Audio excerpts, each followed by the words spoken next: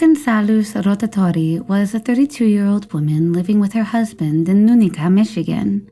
Lee was the oldest of 4 siblings and grew up on the outskirts of Rochester, Minnesota.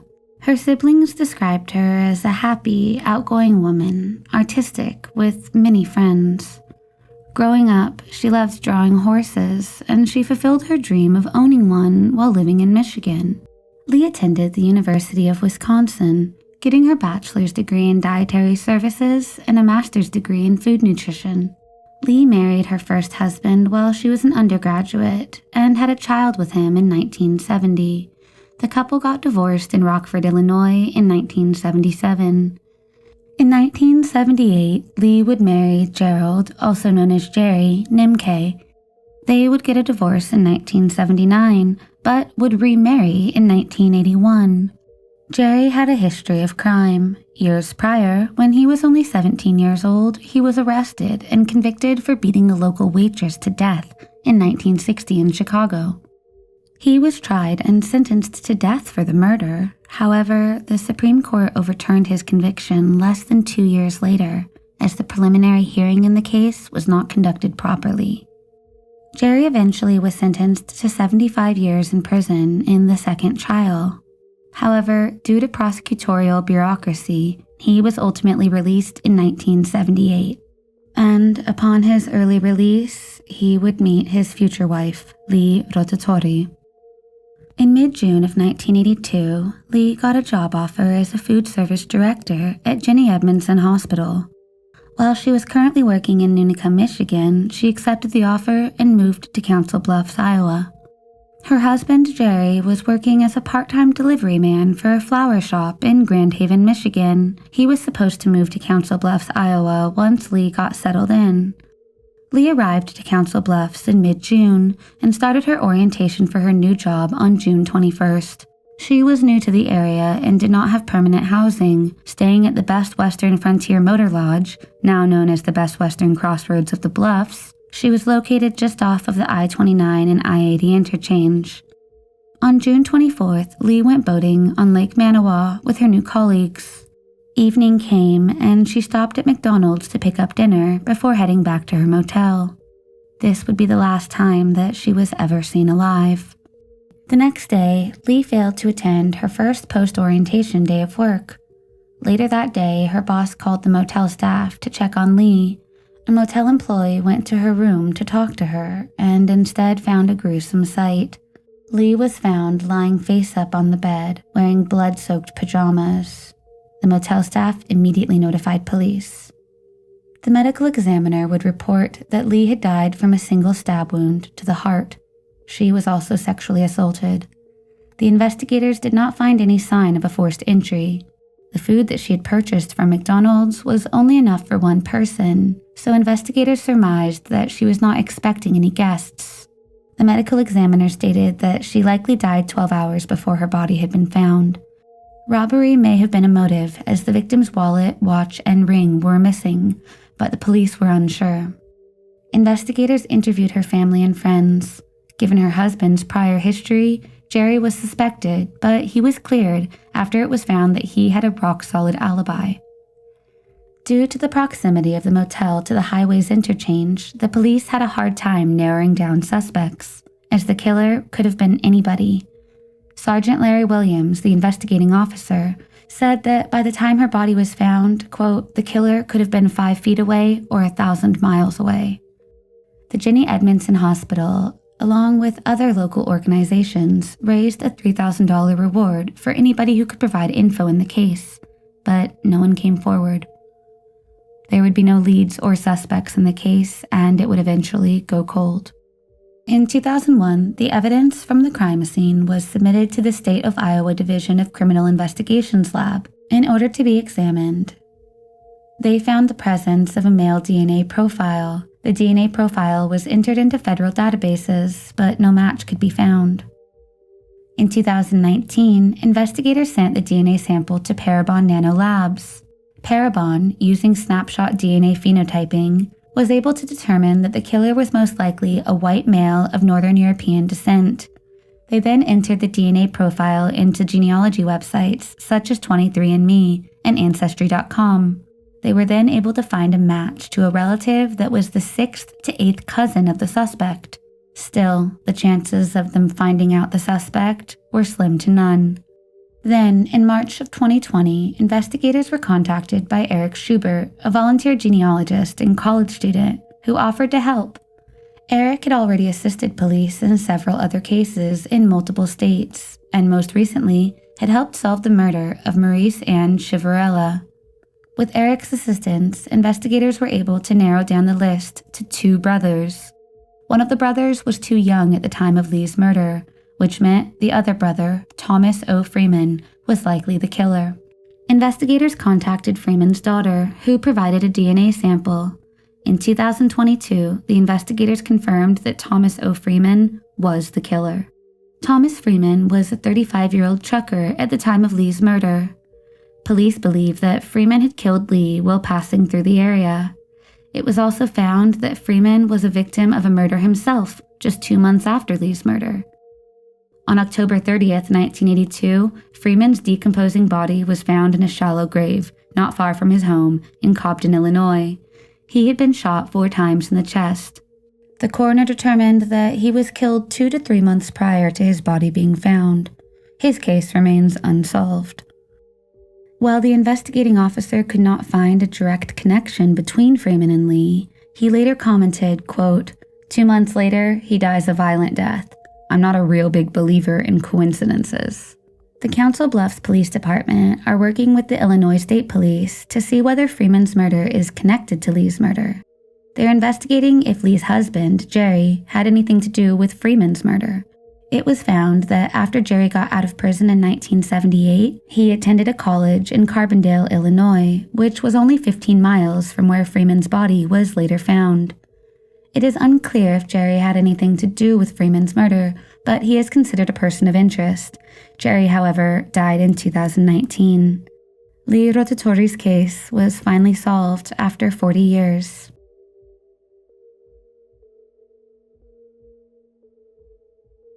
Anna Jean Kane was a 26-year-old mother of 3 living in Birdsboro, Berks County, Pennsylvania. Anna grew up in a troubled home and was subject to both physical and sexual abuse, resulting in a subsequent drug addiction. By 1988, Anna was mother to 3 children and was working as a sex worker to provide for her family. The path she chose was a dangerous one, as prostitutes were at high risk back then and still today, and Anna was subjected to meet all types of dangerous men. She also had a history of arrests for prostitution and petty theft. Anna had just moved from Reading to Birdsboro, Pennsylvania.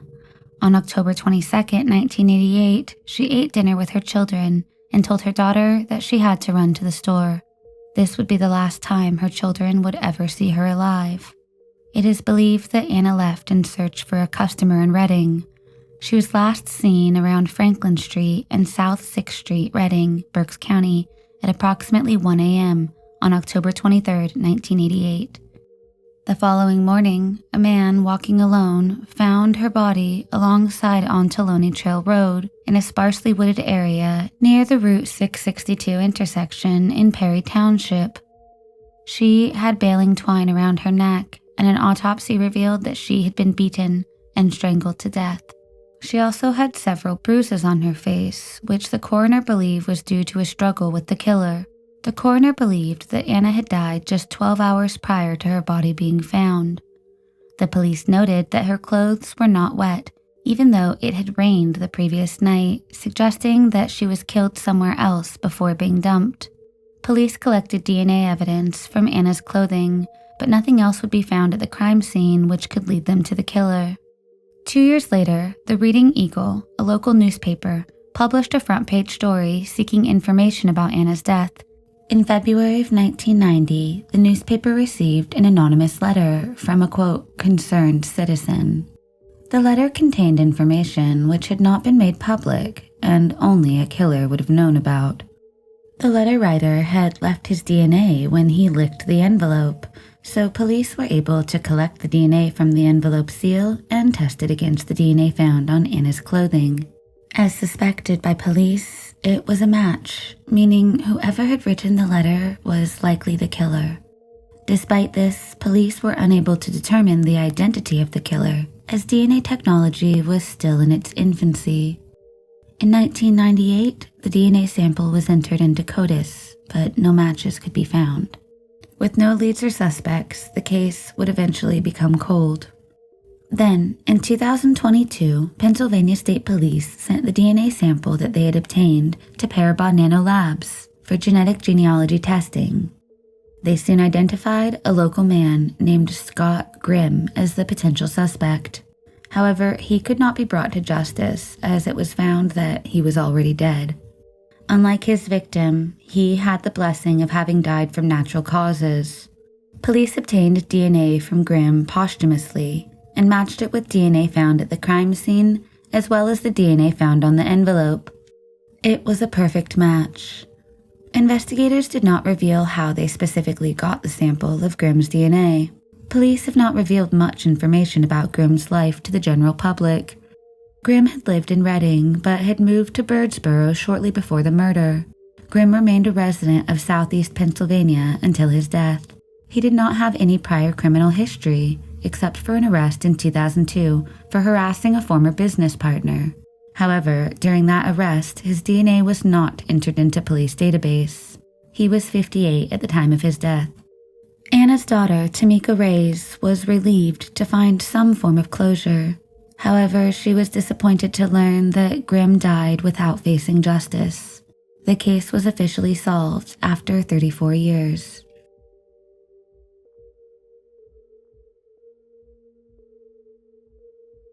Anita Knutson was an 18-year-old girl living with her roommate in Minot, North Dakota. Anita was one of 3 children adopted by Gordon and Sharon Knutson. She was very close to her family and would often keep in touch with her mother. Her sister, Anna, described her as a wonderful girl, caring and kind. In 2007, Anita moved to Minot, North Dakota from her home in Butte, North Dakota, in order to attend Minot State University. Anita was living off campus with a roommate named Nicole Rice. She was working 2 jobs while also studying to become a teacher. On June 2, 2007, Anita's mother, Sharon, tried calling Anita, but she did not pick up the phone. It was unlike Anita to not answer her phone calls. She would always talk to her mother. After not hearing from Anita on Saturday, June 2nd, her mother tried contacting her the next day, but was unsuccessful. Worried, she asked her husband to drive to Minot to check up on her. On June 4th, 2007, her father, Gordon, stopped by Anita's apartment. Her car was outside the apartment. He knocked on her door, but no one answered. He tried opening the door, but it was locked. Gordon then asked the manager and the janitor to unlock the door. However, the manager at first refused, as they simply could not just allow family into a room without Anita's permission. The janitor then recalled that the window screen to Anita's bedroom was slashed and left outside. Gordon peered in through the window and saw Anita lying on her bed, close enough to touch. As he reached for her face, he realized that her body was cold. The manager opened the front door and Gordon made the horrible discovery. Anita was in her bedroom, dead. The mattress and the floor were stained with blood. They immediately notified the police. Anita had been stabbed multiple times, with a robe covering her bloody body. An autopsy revealed that she had been dead for more than a day before her body was found. A pocket knife with dried blood on it was found in the bed. Anita was not sexually assaulted, and there was no sign of robbery. Nothing in the house had been taken or disturbed. There were no scuff marks or shoe prints. No evidence that anyone had entered through or out of the window. Although the screen had been slashed and set aside, police do not believe that the window was used to enter the room.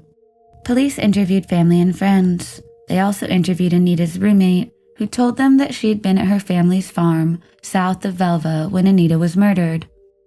According to police, statements from her and her family had been inconsistent.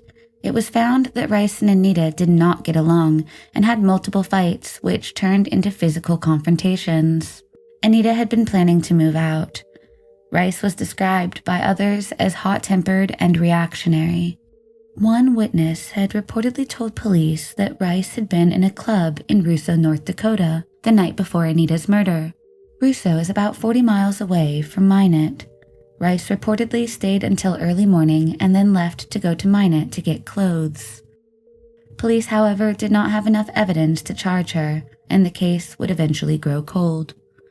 Rice remained a person of interest in the case, however. In 2013, another tragedy struck the Knutson family. Anita and Anna's brother, Daniel, had taken his own life. Anita's sister, Anna, reflects, quote, "What haunts me most about the death of my sister is that whoever killed her also took the life of my brother that very day. After she was killed, he was never the same."